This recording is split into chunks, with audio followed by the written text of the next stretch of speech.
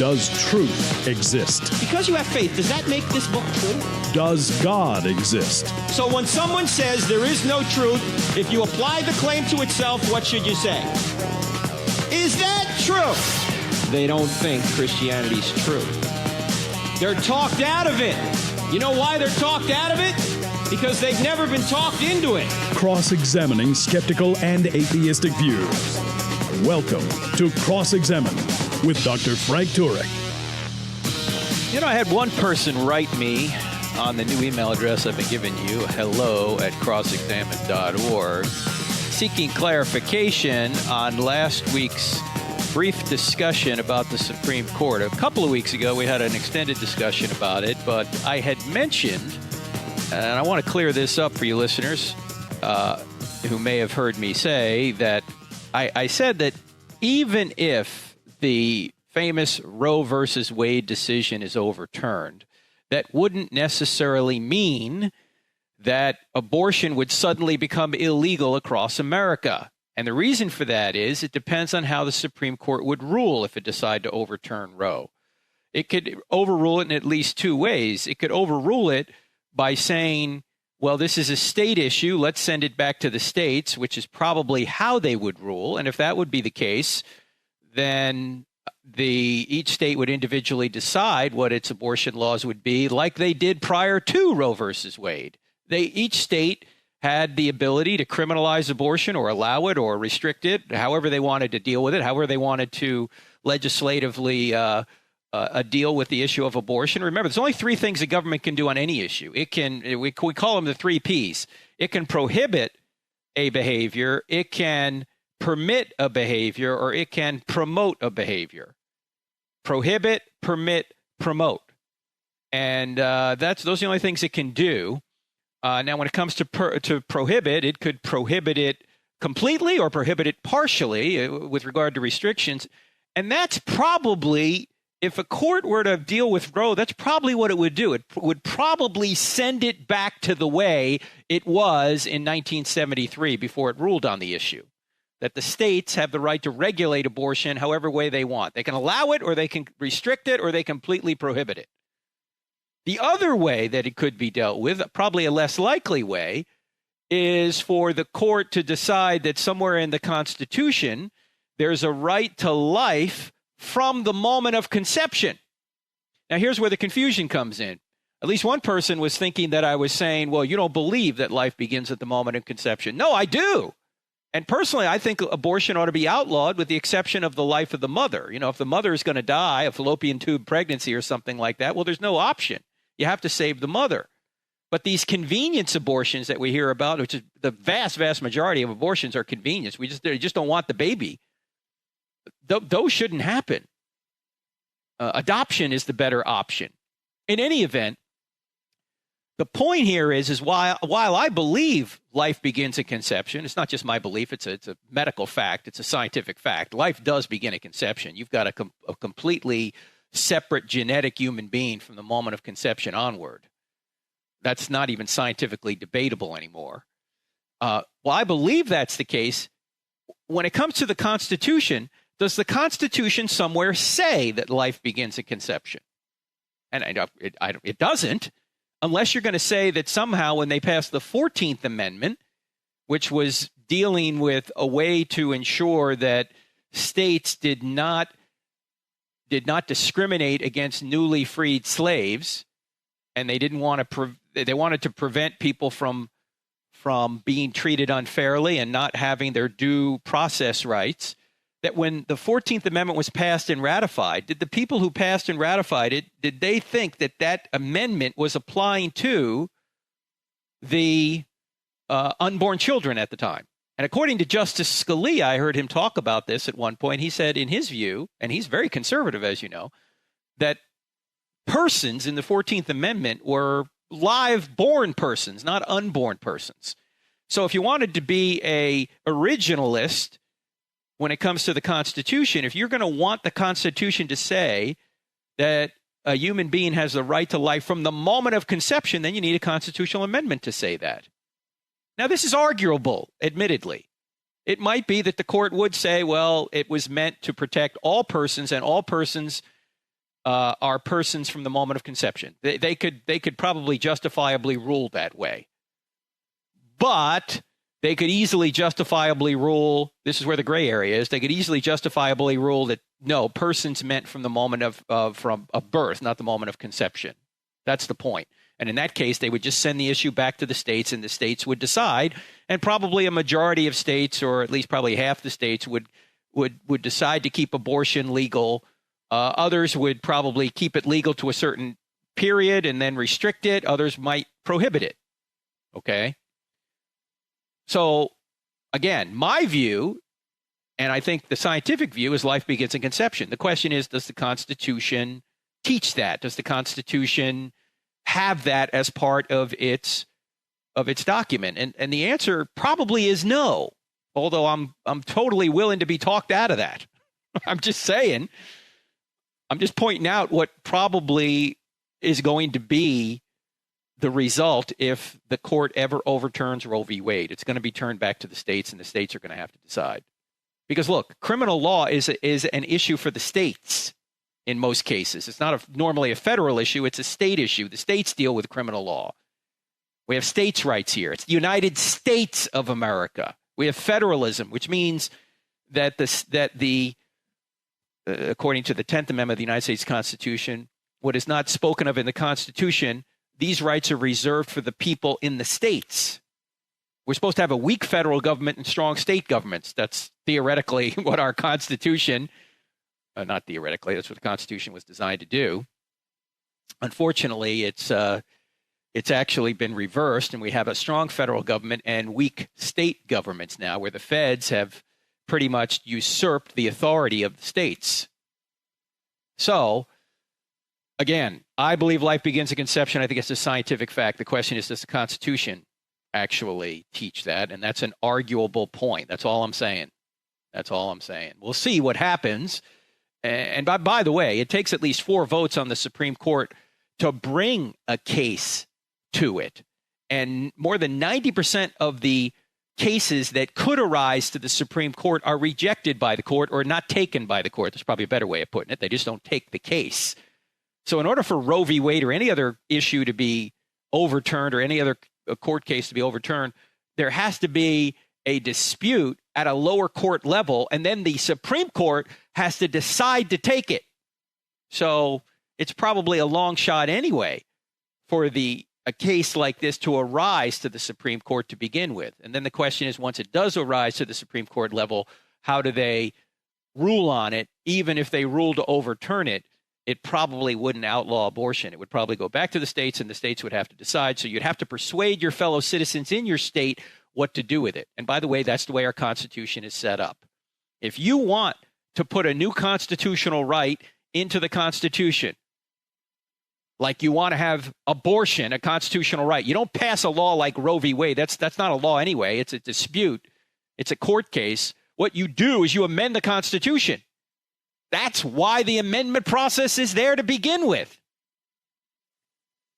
In fact, there's an article, article on National Review, and I think the title goes something like this: Liberals don't fear Brett Kavanaugh.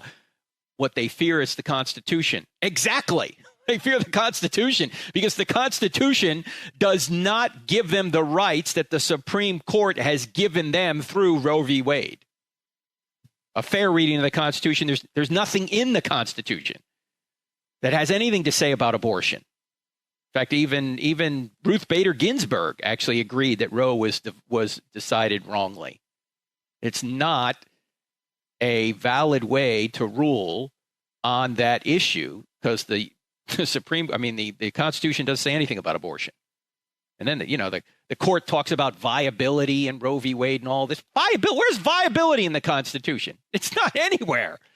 And yet they're just inventing this out of whole cloth, which means that we're not governing ourselves. The court is governing us. That's an oligarchy. That's tyranny. And so we need conservatives on the Supreme Court to rule the way they should rule, the way the law is written. Now we're going to get back to the big questions of life and some of your questions right after the break. You're listening to Cross-Examined with Frank Turek on the American Family Radio Network. Back in just 2 minutes.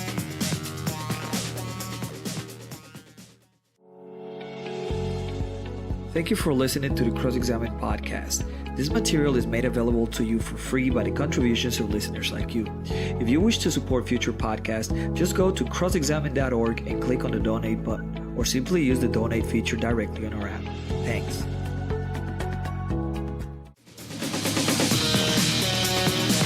What are the big questions in life? Previous 3 programs or podcasts, or we've had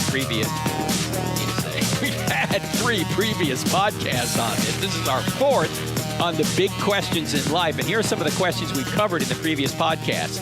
Why does anything exist? Why is there a universe? Does God exist? What kind of God? If there is a God, or if there is no God, why is there something rather than nothing? Do you have to investigate every religion to discover which one is true, if any are true?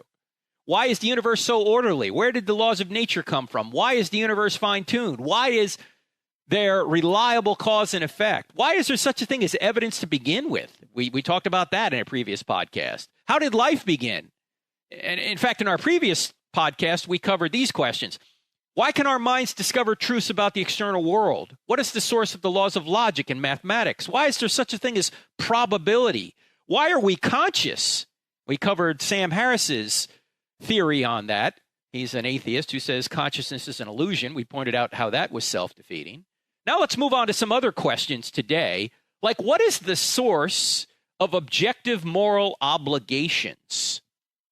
And in fact, the reason we're going to bring that up, it happens to dovetail nicely with some questions I've got recently from you via email.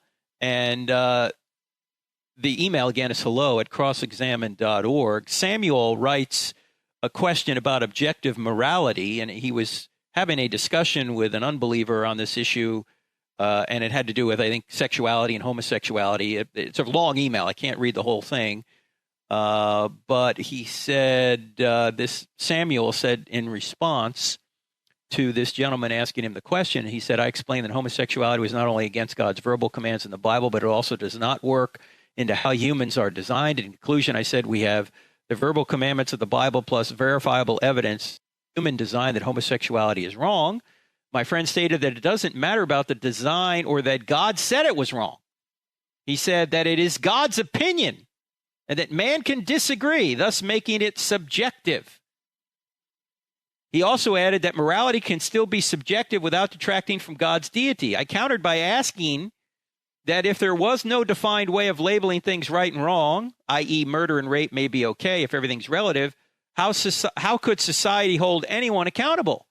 He simply replied, it's about doing the most good. Okay, well, there's a lot to respond to in this discussion here. But first of all, if someone were to say it's about doing the most good, my question is, what do you mean by good? What is good? Define what good is. And here's the problem. If you try and define what good is, or define what justice is, say, there's no real way to define it or ground it without ultimately referencing a personal moral being whose essence is goodness or justice or righteousness. Because if there is no standard beyond humanity, then everything is just a matter of opinion. It's just my opinion against your opinion, as Samuel was trying to say to his friend here. And we've talked about this at length on many occasions. And if you want more on this, the 2 books that I deal with this issue at great length is, one is called I Don't Have Enough Faith to Be an Atheist. The other is called Stealing from God, Why Atheists Need God to Make Their Case. In fact, I deal with this issue of just calling something good without reference, without any grounding. I deal with that in the book Stealing from God. So if you want the more robust answer, get the book Stealing from God and read that section in there. But the main point here is that when you start asking people to define what they mean by good, you know what they'll typically do? They'll typically give you examples of good. Well, love is good, or helping somebody's good, or seeking their flourishing is good. And then what you want to say is that, look, I don't want an example. I want a definition. It's like when you ask people what's evil, they're going to give you examples. Well, rape is evil, murder is evil. No, I don't want examples. I want a definition. And when you get to a definition, it's really hard to describe evil, say, without reference to good, and it's really hard to define good without reference to God. Because what we mean by good is God's nature. If God's nature doesn't exist, if goodness, if justice, If righteousness doesn't exist external to us, then everything is just reduced to human opinion and everything's subjective and relative. And of course, we know things aren't subjective or relative. We know that torturing babies for fun is not just my opinion. We know that crucifying children like ISIS does is not just an opinion. It's not just a matter of taste, like wearing white after Labor Day or any other cultural norm. It's actually really wrong to torture babies for fun. It's actually really wrong to rape people or murder them. It's not just my opinion. It's not just your opinion. There's a standard beyond us. And so when the atheist says, well, it just means doing good, that's what we're supposed to do. Well, I agree we're supposed to do good. The question is, what is good? What grounds goodness? And you can know that without reference to God. You can know it. You just can't justify it. Like, for example, an atheist can say, and they'll say this quite frequently, they'll say, I can know what goodness is. I can know what the right thing to do is and not believe in God. True. You could know it. You just can't justify it. For example, I can know what a book says. I can read the words in the book and deny there's an author. I can know exactly what the book says and say there's no author of the book. The problem is there would be no book to read unless there was an author. So similarly, I can know right and wrong and deny God exists, but I have no way of justifying right and wrong unless God exists. So the point here is, what grounds goodness? And why should I do good if there is no standard beyond us and there will be no moral accountability ultimately? Why shouldn't I just take self-interest in mind and take people's stuff to get what I want, maybe kill them to get what I want? Why shouldn't I do that? You say, well, this, Frank, is a pragmatic argument. Well, but I hear this all the time. I hear people saying that, atheists saying, well, we couldn't live in a society if we didn't have these rules. We have to cooperate in order to get along. We have to cooperate to have us. No, you don't. No, you don't. In many cases, you don't have to cooperate. In many cases, you can cheat other people and enhance your own survival at their expense. You don't have to cooperate. I mean, sometimes you do, but sometimes you don't. Sometimes you can get away with not cooperating. And you get what you want, and the other person is cheated. Or the other person may be hurt in some way. Look at Stalin, for example. Stalin had to cooperate with very few people to get what he wanted done. He just had to cooperate with his henchmen, and they took care of the rest. And he lived a very comfortable life. He died at age 74, shaking his fist at God one last time before he took his last breath. But he didn't have to cooperate. You don't have to cooperate to get ahead in many cases. You can cheat, lie, steal, murder your way to the top. So the point here is that there is no such thing as good unless God exists. There's no way to ground good. You can know it, you can live it, but you can't justify it. So good question from Sam on that. Also have a question here from Aiden. This is an interesting question that Aiden brings up. Let's take a look at this one. And it's related, again, to the, actually an issue that we covered in a previous podcast regarding the fine-tuning. And he said he recently came across an article by Richard Carrier on the subject of 10 arguments used for God that aren't good arguments. Apparently, again, I'm summarizing here because it's a long email. He said, I know Carrier's not a respected scholar when it comes to the Christ myth. He thinks Jesus was a myth. Yeah, he's not respected in that regard because almost everyone says Jesus did exist. He said, however, Carrier said, there's a few things Carrier mentioned that made me think. For example, he used the fine-tuning argument for evidence against God because 99.99% of the universe is lethal to life, and if there was indeed a creator, we would expect all the universe to be life-permitting. My only response I could think of was that God specifically created the earth for mankind, and the rest of the universe is to reveal his glory. I'm not sure if this is a sound response. Okay, let's stop right there. Well, first of all, what Carrier's trying to do is Carrier's trying to figure out that God should do things a certain way for God to exist. And if God doesn't do it that way, God doesn't exist. Well, how does he know that? Secondly, Carrier's looking at the wrong thing. He's saying, well, 99.99% of the universe is hostile to life, so that shows there's no God. Well, wait a minute. What about the 0.1% of the universe that is teeming with life? In fact, let me give you an analogy here. Let's say you're walking through the Sahara Desert. There's nothing but sand for miles and miles and miles. And as you're walking, you come across an iPhone laying there right in the desert floor. Does that iPhone require a cause? Even though most of what appears to you looks like it was just put there by natural forces. In other words, most of the Sahara Desert has nothing in it. No evidence of what we would say design, other than the fact that the Sahara Desert was of course created, but let's leave that aside. I mean, the only piece of technology out there is this iPhone.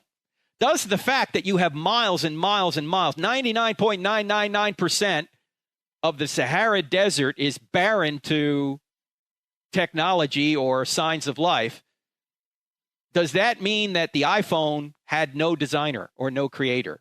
No, obviously it does. The iPhone still has a need for a designer and a creator, or a creator and a designer, even though most of what's around it is barren of that, is barren of signs of design. Now, of course, I would go to argue that the very sand in the Sahara Desert is held together by natural forces that require a lawgiver, natural laws. And the very sand that's there is a material thing, or they're material entities. And we know that matter had a creation. Matter is composed, so it requires a composer. I mean, we can go down that road and say, look, even the sand cries out that there's got to be a creator. But let's leave that aside for a second. Let's just go ahead with the analogy and say, look, even if the sand doesn't need a creator or designer, certainly the iPhone does. So Carrier's point doesn't stand. And to say that God, we would expect God to create the entire universe with life is maybe an unreasonable expectation. How do we know that without knowing what God's intentions are? Maybe God wanted this to be mostly barren of life. And we'll talk maybe more about that on the other side of the break. We don't know without knowing what the mind of God is. All right, you're listening to Cross-Examined with Frank Turek on the American Family Radio Network. More on the big questions of life and your questions right after the break, so don't go away. College campuses are hostile to the Christian faith, and 3 out of 4 young people walk away from the church once they go to college. That's why we go to college campuses and present I Don't Have Enough Faith to Be an Atheist in the United States and even all over the world. When we do this, we don't charge students a dime. That's why we need your financial support. In fact, over the past couple of years, we've been able to grow dramatically because of your generous support. And 100% of your donations go to ministry. 0% go to building. So when you give to Cross-Examined, you'll be giving to help us go reach young people where they are. Would you consider giving today? Thank you so much, and thank you so much for what you've done already.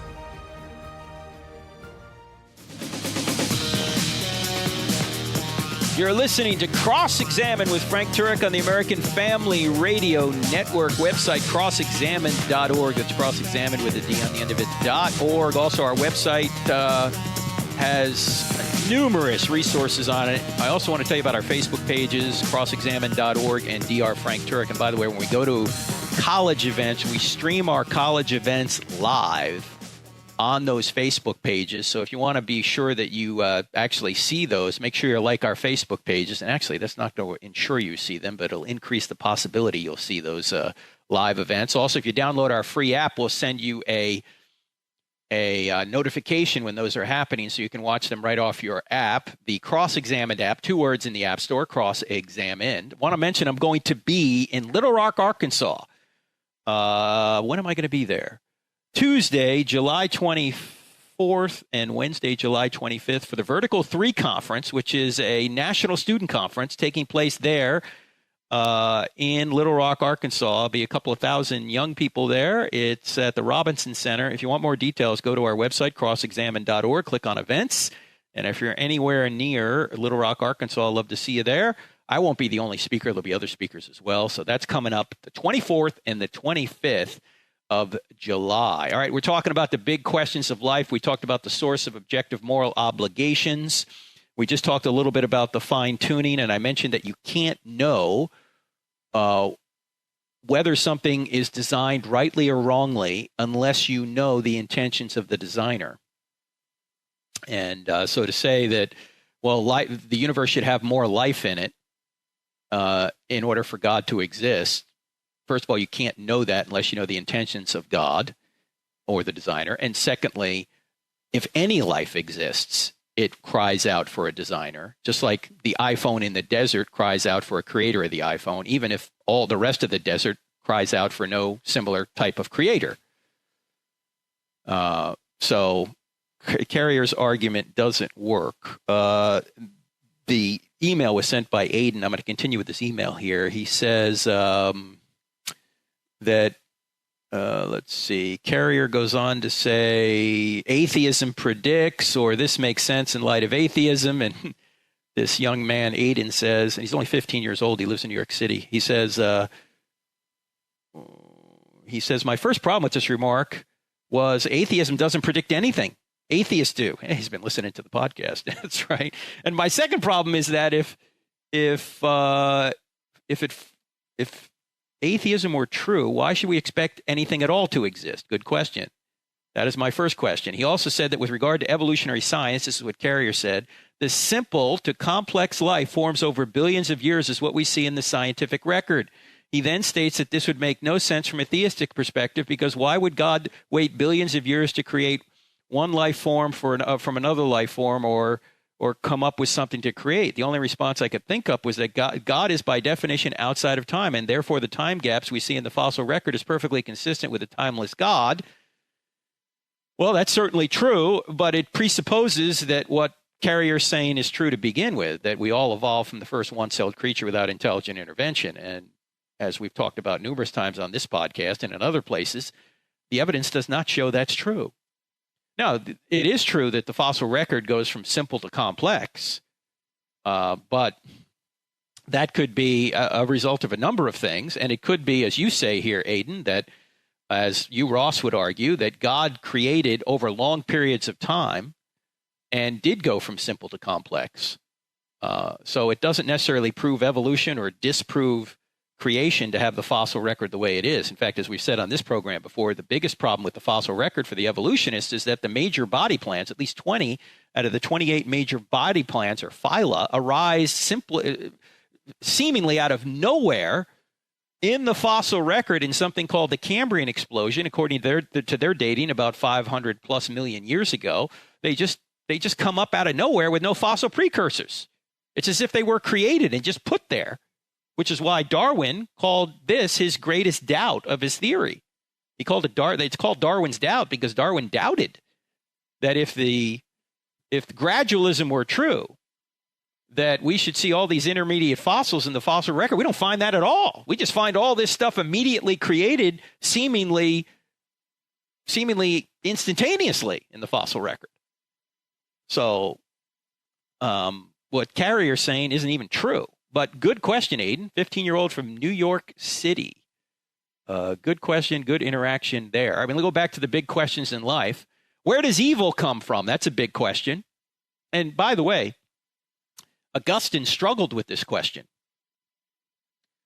back in the 400s AD because he said, God created all things, evil is a thing, therefore God created evil. And he puzzled over that for quite a period of time. Because if those two premises are true, that God created all things and evil is a thing, then therefore the conclusion necessarily follows that God created evil. How could God create evil? God is supposed to be the standard of good. How could he create evil? And then Augustine realized that the second premise of his syllogism there, that evil is a thing isn't really true, because evil is not a thing. Evil is a lack in a good thing. Evil is a privation in a good thing. Evil is a parasite. Evil doesn't exist unless good exists. You say, how so? Give me some examples. Well, evil is like rust in a car. If you take all the rust out of the car, you got a better car. If you take all the car out of the rust, you got nothing. You just got a rust spot on the pavement. Rust can't exist unless there's something good to exist in. Evil's like cancer. If you take all the cancer out of a body, you got a better body. If you take all the body out of the cancer, you got nothing. See, cancer can't exist unless it's existing in a good body. So evil isn't a thing in itself. It's a privation or a lack or a degradation of a good thing. It only exists in a good thing. So evil can't exist unless good exists. But the problem for the atheist is that good can't exist unless God exists. We're back to the argument we talked about earlier, that evil only exists if good exists, and good only exists if God exists. So where does evil come from? It actually comes from free will. We have the ability to make choices, which makes this a moral world. Here's the problem. Since we have the ability to do good, and you can only really do good if you have the ability to not do good, otherwise it's not a moral choice. You have to have the moral ability to choose evil in order to choose good. The problem is, obviously, you have the moral ability to do good. You also have the moral ability to do evil. So evil just comes from our own free choice. We have the ability to make moral choices. And that, of course, began with Adam. Well, actually, there was a fall before the fall. There was the fall of Satan. But here in our earthly, physical creation, it began with Adam. And he made the choice. Adam and Eve made the choice. And we've been suffering for it ever since. And that's why God had to come rescue us. That's why he added humanity to his deity, came to earth, lived the perfect life in our place, allowed the creatures who rebelled against him to torture and kill him so he could take their punishment on himself, our punishment on himself. While we were still sinners, Christ died for us. Yes, people will die for a good man. It's very rare that someone will die for a bad man. I think Paul talks about this in the book of Romans. God died for us. He actually took evil upon himself. And at the end of the day, there's only two locations. There's heaven, where evil will no longer exist, and then there's hell, where evil will be quarantined. So if there is a God, and there is, and if there is an afterlife, and there's only two possible locations. You're either going to be with God in the afterlife, that's heaven, or you're going to be separated from God in the afterlife, that's hell. And so your choice will determine to which one of those two places you go. So evil comes from our own free choice, ultimately. God doesn't do evil. God doesn't do evil, but he creates the possibility for evil by giving us free choice. Of course, if he doesn't give us the possibility for evil, then we couldn't love either. So evil ultimately comes from choice. Now, why do we have free will? That's another question. Well, some atheists are going to deny we have free will. And then you're going to ask them what? Did you freely come to that conclusion? Because to deny free will is actually to use free will to say it. And again, if we're just moist robots, molecular machines, then we shouldn't believe anything we think, including the idea that we don't have free will, including the idea that atheism is true. If we can't freely reason to conclusions, then why should we believe anything we think? Free will is best explained by the fact that we're not just a body, we're also a soul. We're not just a brain, we're also a mind. There's a duality to human nature. And so we have the ability to make free will choices. This can't be explained by atheistic materialism. Atheistic materialism has made free will impossible and also reason impossible. Because again, if we can't freely follow evidence to its logical conclusion, then we don't have free will and we can't reason to true conclusions, at least not consistently. We may swerve into it if we're just moist robots on occasion, but we can't rely on our faculties if we don't have free will. And free will, therefore, is better explained by the Christian or the theistic worldview than the atheistic worldview. How about this big question? What's the purpose or meaning of life? Yeah, there's a biggie. Why don't we talk about that? By the way, If there's no purpose to life, there's no right way to live it. Just like if there's no purpose to a football game, there's no right way to play it. Look, if there were no purpose to a football game, there'd be no way to tell whether your quarterback throwing a touchdown was a better play than your quarterback throwing an interception. Because if there's no purpose to the game, then you can't say that the touchdown was better than the interception. Without purpose, there's no right way to play life or wrong way to play life. There's no right way to play a game or wrong way to play a game. So there's got to be a purpose to life. And what is the purpose to life? Is it to get a bunch of stuff and then you die? Is it to just feel good here as long as you can, avoid pain and suffering, and then you die? Well, that wouldn't be ultimate, right? I mean, once you die, if that's it, it's not ultimate. Nothing will ultimately matter because at some point the entire universe is going to destruct unless somebody intervenes to prevent its destruction. We're all going to go to heat death, so nothing will ultimately matter. Is there a real purpose or meaning to life? That's a big question. What do you think it is?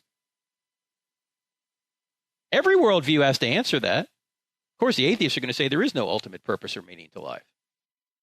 Well, if there is no ultimate purpose or meaning to life, then why do you seem to have all sorts of problems with the way Christians want to live then?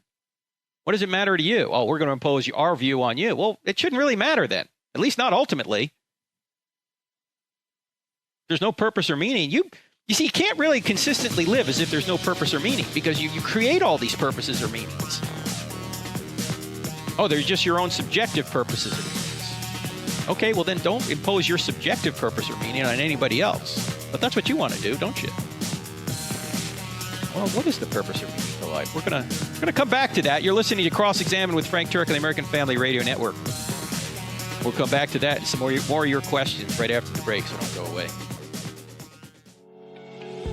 If you find value in the content of this podcast, don't forget to follow us on Facebook, Twitter, and Instagram, where you can find more. Just type Cross-Examine or Frank Turek on the search bar. Also, visit our website where we add new videos, articles, and free resources daily.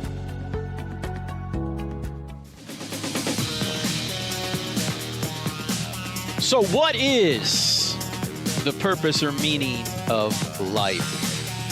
One of the big questions we're dealing with today here on Cross-Examine with Frank Turek. By the way, I want to mention that in September, the new Fearless Faith course is coming out.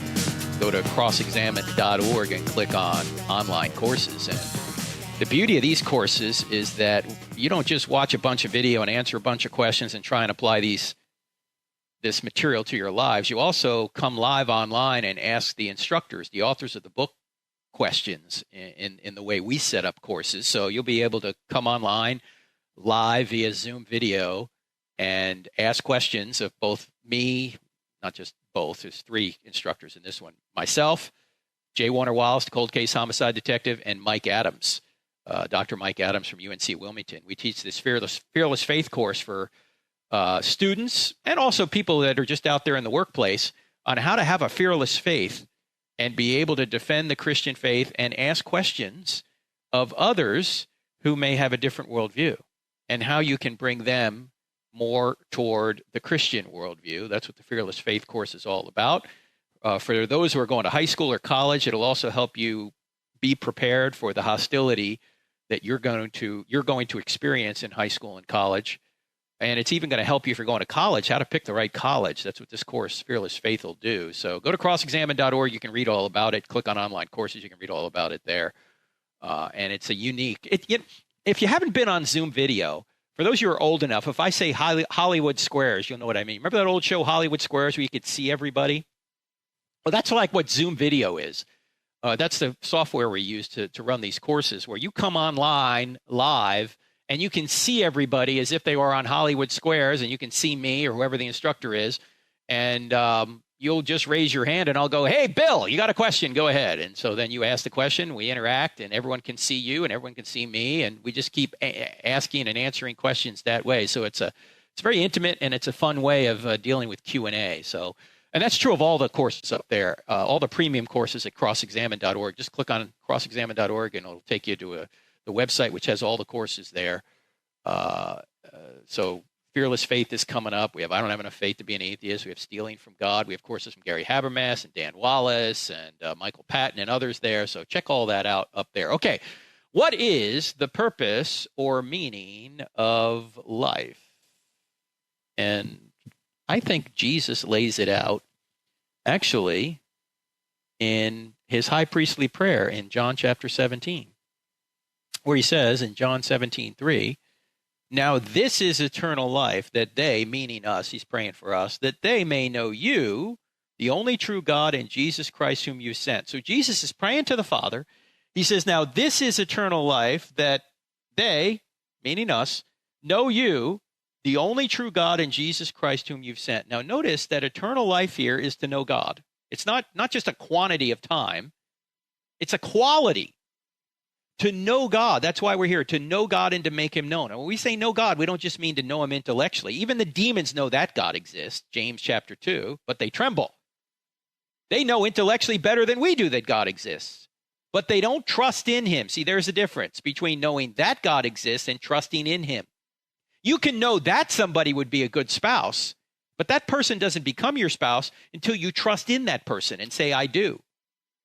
So intellectually knowing that God exists is not enough. God isn't just interested in you intellectually acknowledging him. God is interested in a love relationship, which means you have to say, I do. You have to go from belief that to belief in. And this is what Jesus is talking about here, that they may know you. Not just that you exist, but know you. So the purpose of this life is to know God and to make him known through Christ, who is God as the second person of the eternal Trinity. That's why we're here, to know God and to make him known. Now, here's the problem. Sometimes to know and to grow in God requires pain. And there is pain and difficulty here in this life. Now, pain, evil, difficulty, suffering can have one of two effects on you. It can make you better or bitter. And it's really up to you what it does to you. Am I going to become better through this or bitter through this? Am I going to seek God, or am I going to shun God because of this? Well, your ultimate purpose and meaning in life is to know God and to make him known. So how should we live then? We should live with that in mind. We should filter our decisions through that purpose and meaning.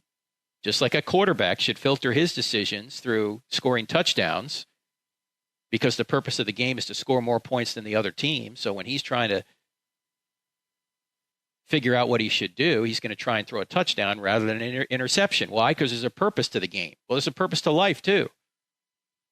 Our purpose should be to know God and to make him known, and take everything that comes our way, as Paul says, look at it from the point of eternity. He says in 2 Corinthians 4, he says that our light and momentary afflictions are achieving for us a greater weight of glory that far outweighs them all. So we fix our eyes not on what is seen, but what is unseen. For what is seen is temporary, but what is unseen is eternal. In other words, have an eternal perspective to life, because that's ultimately your purpose, is to know the eternal God. That's what eternal life is. So the big question is, how can we live life so we can know and grow in God and make him known? That's why we're here. That's one of the big questions. Another big question is why do we feel guilt? Because we're guilty. That's why. Okay, next question. How do we atone for this guilt and our bad moral behavior? We can't. We can't atone for it. Only Christ can. So we accept what he's done. We accept what he's done. We can't save ourselves. That's why Jesus came to earth, because we can't save ourselves. As Paul says in Galatians, he says, if righteousness could be attained through the law, then Christ died in vain. Of course, if there's another way of getting to God and to knowing God, there's another way other than Christ, then we wouldn't even need Christ. And God wouldn't have sent his own son to die a brutal death. That would be in vain, as Paul says. So we can't atone for our own moral behavior. Every other religious viewpoint is trying to atone for their own moral behavior. Each adherent to that religious system is trying to atone for their own moral behavior. You got to do so many good works. You got your good works have to outweigh your bad works, and then you'll get in. That's what Islam teaches. Well, first of all, why do you think good works cancel bad works? Where does that come from? I mean, if you've committed a crime, it doesn't matter how many good works you do, you're still guilty of the crime. Now, somebody else can pay the fine for you. That's what God does. But you can't atone for it yourself. You're still guilty. Even atheists often try and atone for their bad behavior by doing good works. Now, I'm not saying we shouldn't do good works. As Paul says, we're created to do good works, but we're saved by grace through faith. And if we are saved, we will do good works. So we're saved by faith alone, but faith is not alone.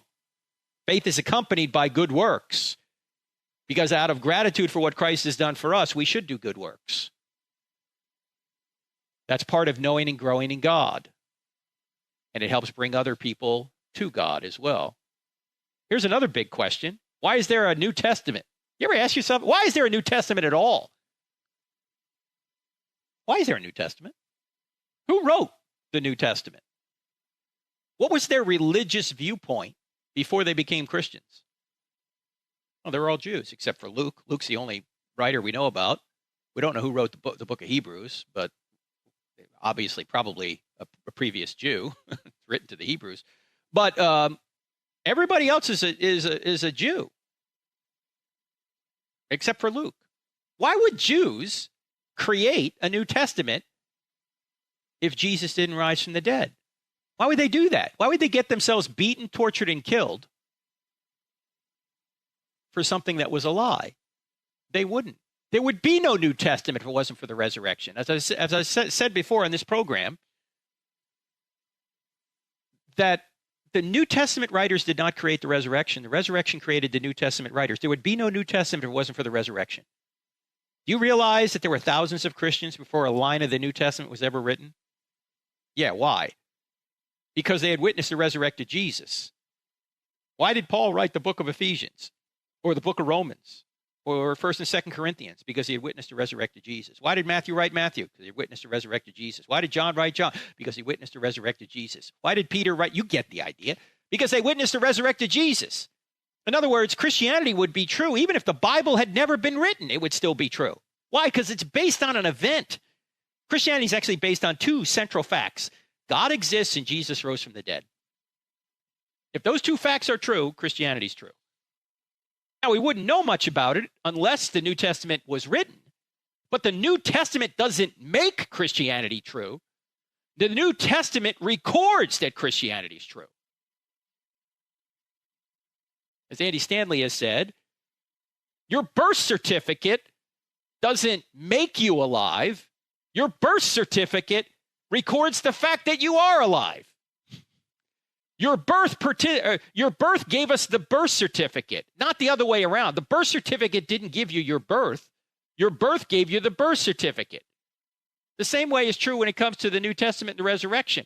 The resurrection gave us the New Testament. The New Testament doesn't give us the resurrection, didn't create the resurrection. It tells us about it, but it didn't create it.